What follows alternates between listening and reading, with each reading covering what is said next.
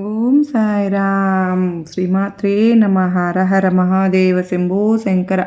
అందరికీ నమస్కారం అండి. ఎలా ఉన్నారు? ఏం చేస్తున్నారు? అందరూ కూడా సుఖంగా సంతోషంగా ఎప్పుడు ఆరోగ్యంగా ఉండాలని మనస్ఫూర్తిగా కోరుకుంటూ ఉన్నాను. ఈరోజు వీడియో ఏంటి అంటే కనుక ముక్కోటి దేవతల సాక్షిగా చెబుతున్నాను. అదృష్టం కలిసి రావాలి అంటే ఈ క్షణమే శివయ్య పాదాలను పట్టుకో, నీ కష్టాలకు ముగింపు అన్నది ఈరోజే అని చెప్పి ఈరోజు మనకు చక్కటి సందేశంతో మన ముందుకు వచ్చారండి. ఈరోజు మనకు మన జీవితంలో తెలియకుండానే అనుభవిస్తున్నటువంటి కష్టం ఏదైనా ఉంటే అది తీర్చివేయాలని మనస్ఫూర్తిగా నేను కూడా కోరుకుంటూ, సాక్షాత్తు శివయ్యే ఈరోజు నువ్వు ఉన్నటువంటి స్థితిగత జన్మలో నువ్వు చేసుకున్న కర్మఫలం మాత్రమే అని, అది నిన్ను ఈ విధంగా బాధిస్తుంది లేదా నిన్ను సంతోషపెడుతుంది, ఏదైనా సరే కర్మానుసారంగానే నడుస్తుందమ్మా తల్లి. పుట్టడం గొప్ప కాదు, బ్రతకడం గొప్ప, ముంచి బ్రతకడం గొప్ప కాదు, మరి మంచిని పంచి బ్రతకడం చాలా గొప్ప. నీకు నువ్వే గొప్ప అని అనుకోకూడదు. నీ గురించి నలుగురు గొప్పగా చెప్పుకుంటేనే అది గొప్పతనం అవుతుంది కదా. మరి అర్థం చేసుకోలేని వారి దగ్గర వాదనలు నువ్వు చేయవద్దు. లోపాలు వెతికే వారి దగ్గర వివరణ కూడా నువ్వు ఇవ్వవలసిన అవసరం లేదు. అర్హత లేని వారు అనే మాటలను నువ్వు వేదన పడాల్సిన అవసరం లేదు. బంధం విలువ తెలియని వారి కోసం నువ్వు రోధించడం కూడా అనవసరం అని అనిపిస్తుంది. మనసు నిండా స్వచ్ఛమైన ప్రేమ ఉన్న వారికి గుండె నిండా బాధ, నిద్ర లేని రాత్రులు ఖచ్చితంగా ఉంటాయి. ఏ మనిషి అయినా సరే వాటిని అనుభవించక తప్పదు. సంతోషాలు, బాధలు ప్రతి జీవికి వస్తూ ఉంటాయి, పోతూ ఉంటాయి. కర్మఫలం ప్రకారంగానే వాటిని అనుభవిస్తేనే నీకు మంచిగా అవుతుంది. ఎవరు ఎంత అందమైన వేషం వేసినా సరే కాలం వారి వారి నిజస్వరూపాలను, గుణాలను ఎప్పుడో ఒకప్పుడు మనకు ఏదో ఒక విధంగా బయటపడేటట్లు చేస్తూనే ఉంటుంది. తల్లి, నువ్వు వాటి గురించి అస్సలు బాధపడవద్దు. ఏదో ఒక సమయంలో నిన్ను బాధ పెట్టిన వారికి తగినటువంటి శిక్షను భగవంతుడే విధిస్తాడు అని గుర్తుపెట్టుకో. దానికోసం ప్రత్యేకంగా నువ్వు విధించవలసిన అవసరం కూడా లేదు. అంటే మనసులో కల్మషం లేనివారు మన ముందు వెనుక ఏదైనా ఒకేలాగా మాట్లాడతారు, కానీ ఒంటి నిండా విషయం నింపుకుని ఉన్నవారు మాత్రం మన ముందు తీయగా, మన వెనకాల చేదుగా మాట్లాడుతుంటారు. కానీ ఒకటి మాత్రం నిజం, సింహంతో స్నేహం చేయవచ్చు, కానీ గుంట నక్కలతో దోస్తీ అత్యంత ప్రమాదకరమే అవుతుంది. మనం ఎవరో తెలియకుండా మన గురించి తప్పుగా మాట్లాడుతున్నారు అంటే బాధపడవలసిన అవసరం లేదు అని గుర్తుపెట్టుకో. కుక్కలు కూడా తెలియని వాళ్ళని చూసి మురుగుతూ ఉంటాయి కదా. అంత మాత్రాన మనం చెడ్డవాళ్ళం అయిపోతామా? లేదు కదా తల్లి. ఎవరో ఏదో అన్నారని మనం ఎందుకు బాధపడాలి చెప్పు? ఎవరి మాటలు వారికే తిరిగి రాక తప్పదు కదా. ప్రవర్తన మార్చుకోకుండా చేసినటువంటి తప్పులకు ఎన్ని క్షమాపణలు చెప్పినా కూడా అది ద్రోహమే అవుతుంది. నీ ప్రవర్తన వల్ల బాధపడ్డవారు నీ నుండి కోరుకునేది క్షమాపణ మాత్రమే కాదు తల్లి, నీలో మార్పు కూడా కోరుకుంటారు కదా. కాలానికి, కర్మకు అటువంటి సమయం అనేది రావాలి. నేను నీకు ఈరోజు నీ ఇంట అద్భుతం అనేది జరిపించబోతున్నానమ్మా. సాక్షాత్తు నీ శివయ్యనే చెబుతూ ఉన్నాను. నీలో మార్పు కూడా నేను కోరుకుంటున్నాను. మరి జ్ఞాపక శక్తి ఎక్కువగా కాలానికి, కర్మకు ఉంటుందని చెప్పుకున్నాం కదా. ఎంతకాలం తర్వాత అయినా సరే మనిషి చేసిన మంచి చెడులకు అవి ఫలితం తప్పకుండా వదిలి వెళ్ళవు, ఇవ్వకుండా. ఇది భగవద్గీతలో కూడా చెప్పారు కదా. మరి నువ్వు ఈరోజు ఈ మాట విన్న తరువాత అయినా సరే ఈ కనుకనే ధర్మమే ఎప్పుడు గెలుస్తుందని తెలుసుకో. ధర్మాన్ని అంటిపెట్టుకున్న వారే ఎప్పుడు కూడా విజయవంతులుగా నిలబడగలుగుతారు. ధర్మం వైపు వేసే ప్రతి అడుగు దైవ దర్శనం కంటే కూడా గొప్పగా ఉంటుంది. దైవాన్ని నువ్వు చేరుకోవచ్చు, కానీ ఎప్పుడూ ధర్మాన్ని అంటిపెట్టుకుని ఉండాలి బిడ్డ. భగవంతుడి ముందు నువ్వు కూర్చుని నీ కోరికలు లేదా నీ సమస్యలు చెప్పుకుంటూ బాధపడుతూ కన్నీరును కార్చుకుంటూ కూర్చున్నంత మాత్రాన కష్టాలు అనేవి తీరిపోతాయా? లేదమ్మా. వాటిని ఏ విధంగా నువ్వు దాటాలి, అంతటి శక్తిని నాకు ఇవ్వు అని నువ్వు కోరుకుంటే ఖచ్చితంగా దానిని తేలిక చేస్తాడు ఆ భగవంతుడు. నువ్వు కూర్చుని అంతటి శక్తి నాకు ఇస్తే ఖచ్చితంగా ఈ కష్టం నాకెంత అని నువ్వు అన్నట్లుగా నీ మనసును ఉల్లాసంగా ఏదైనా సరే నేను భరించగలను, అంతటి శక్తి నీకు వస్తుంది.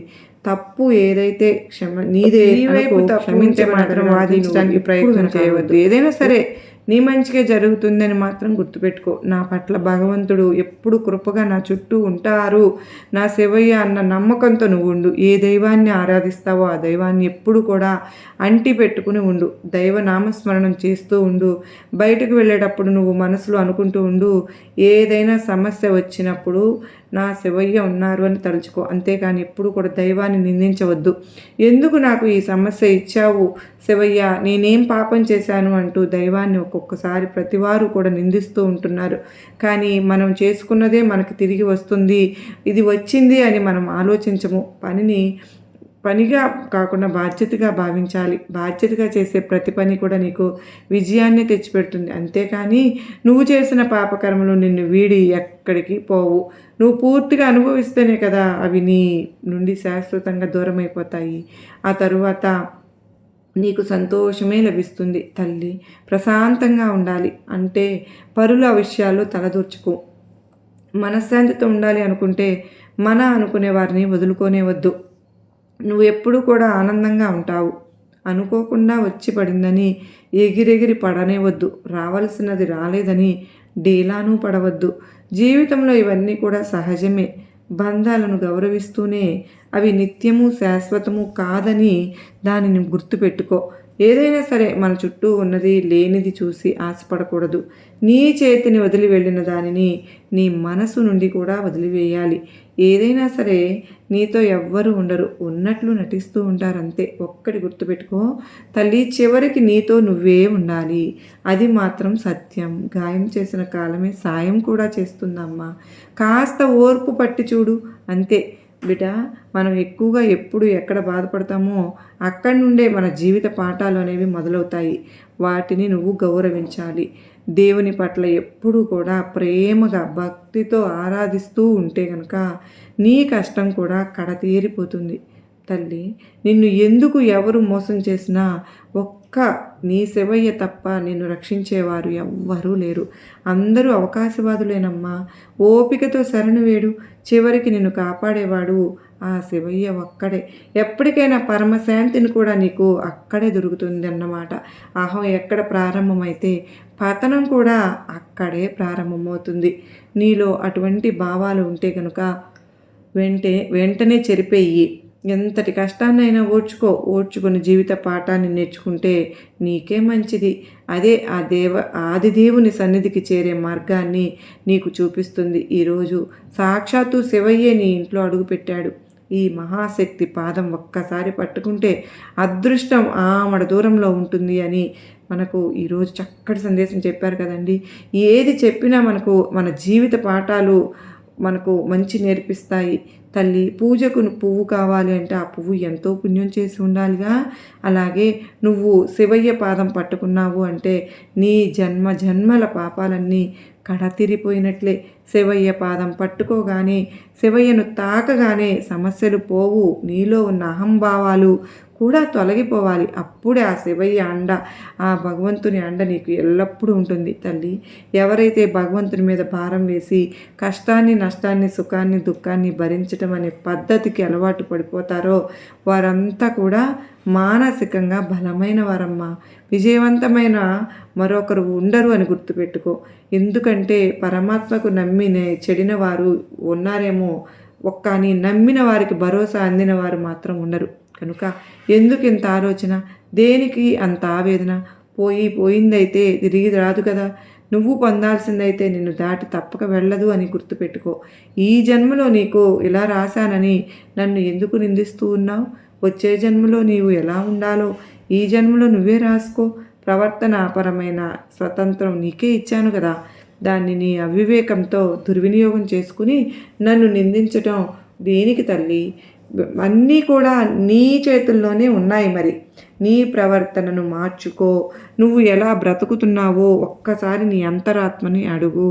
నువ్వు ఏ విధంగా మసలుకుంటున్నావు? నీ చుట్టూ ఉన్న వాళ్ళతో ఎలా ఉంటున్నావు? ప్రేమ, ఆప్యాయతలతో, అనురాగంతో అందరితోనూ సంతోషంగా ఉన్నావా?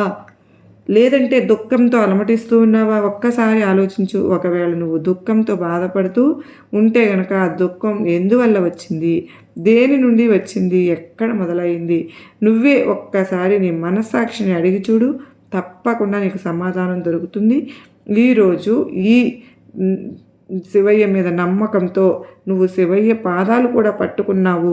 నా బిడ్డ పట్టుకుంది, శివయ్యను తాకిన ఆనందంతో చెప్తూ ఉన్నా నువ్వు ఎంతో అదృష్టవంతురాలివి. రాబోయే ఆనందం నువ్వు చూసి ఎంతో గర్వపడతావమ్మా. నీకు నా ఆశీస్సులు ఉన్నంత వరకు ఎప్పుడు కూడా ఆనందంగానే ఉంటావు.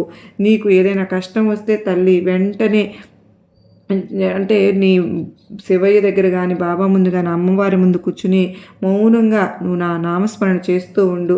జపించు చాలు, నీ కష్టం దూరం అయిపోతుంది. కష్టాలు అనేవి సహజమేనమ్మా, కానీ నువ్వు వాటిని చూసే పరిస్థితుల్లో లేవు. చూస్తే అంతేగాని వాటిని అనుభవించే రీతిలో అనుభవించు. ఖచ్చితంగా అవి దూరమవుతాయి. అదృష్టాన్ని దూరం చేసుకోవద్దు. రాబోయేది సంతోషమైన బాధ అయినా సంతోషంగా ఆహ్వానించు. ఈ సోమవారం రోజున నీ మనసుకు ఆనందపరిచే విషయం ఒకటి చెప్తాను. ఈ సోమవారం రోజున శివయ్య ఆరాధన చేస్తూ ఉండు. శివ నామస్మరణం చేస్తే ఏ పనైనా చేసుకో. నిన్ను ఆ సమస్య నుంచి దూరం చేసే మార్గం తప్పకుండా శివయ్యే చూపిస్తాను. నీకు ఆ శివయ్య రూపంలో ఈరోజు ఈ సందేశం నేను ఇచ్చాను కనుక తల్లి నువ్వు అర్థం చేసుకుని ఈరోజు సాయంత్రం వేళ నీ ఇంట్లో దీపారాధన చేసిన తరువాత కాసేపు కూర్చుని శివ ధ్యానం చెయ్యి. తప్పకుండా నీకు ఫలితం దక్కుతుంది బిడ్డ. ఏదైనా సరే నమ్మకంతో చెయ్యి. అలా చేసినట్లయితే నీలో ఉన్నటువంటి, నీ ఇంట్లో ఉన్నటువంటి నకారాత్మక శక్తి అంతా బయటకు వెళ్ళిపోతుంది. నీలో ఆలోచన శక్తిని మెరుగుపరుస్తుంది అని ఈరోజు మనందరి కోసం ఒక చక్కటి సందేశాన్ని అందించారు కదండి. ఈ సందేశం మీకు నచ్చింది కదూ, గొప్ప నమ్మకాన్ని, ధైర్యాన్ని కలిగించింది కదూ. నచ్చింది అనుకున్న వారు ఓం నమః శివాయ అని కామెంట్ చేయడం మాత్రం మర్చిపోద్దండి. మీకు మళ్ళీ చెప్తున్నాను అని అనుకోకుండా మీకు ఈ వీడియో నచ్చినట్లయితే మరికొంతమందికి షేర్ చేయండి.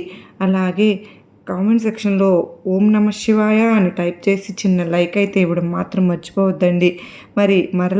మరో చక్కని సందేశంతో కలుసుకున్నంత వరకు ఆ శివయ్య ఆశీస్సులు, బాబావారి ఆశీస్సులు, అమ్మవారి ఆశీస్సులు మనందరిపైన ఉండాలని మనస్ఫూర్తిగా నేను కూడా కోరుకుంటూ ఉన్నాను.